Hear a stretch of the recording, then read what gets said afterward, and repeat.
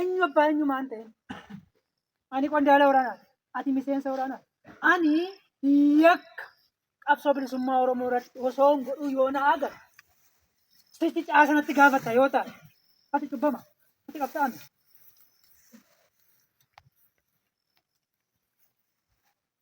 Ni seeraa inni garuu ani jennee erbuu seenne sun narratti hojjechuu danda'u qaba sirratti hojjechuu danda'u qaba.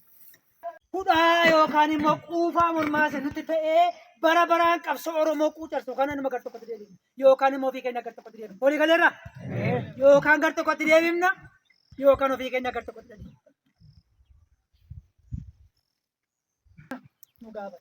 Gaafa jennu nuti waa diiguu deemaa jirra osoo hin taane waa ijaaruu deemaa jirra.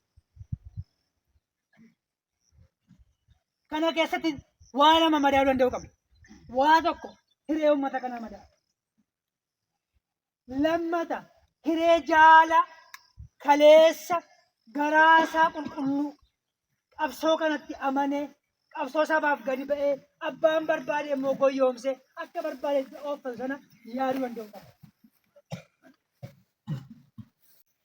Namoota qabsichatti amananii jaala dhuguma waan qawwee kaasee beeku jaala dhuguma kaleessa jaalli isa bukkeetii kufee beeku akka inni isa bukkeetii kufee sun immoo hiree isaa sana murteessuutiif inni itti amanee qabsoo gaggeessaa jiru quunnamtii isa qabu warri quunnamtii qabdan quunnama ofitti fuudha qawweeyyuu irraani waan sammuu isaa keessa jiru irraa dhiqa keessaa baasa dhugaa qabsoo bilisummaa Oromoo itti hima.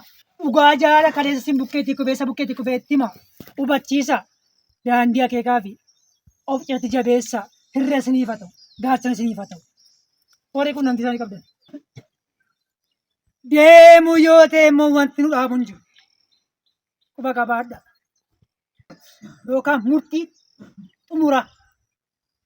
Isa ittiin mooraa qabsoo bilisummaa Oromootti sabatisa goonu isa ittiin hiree Oromoo murteessa. Bariin tokko wanti nu dhaabu hin jiru. Kanaafi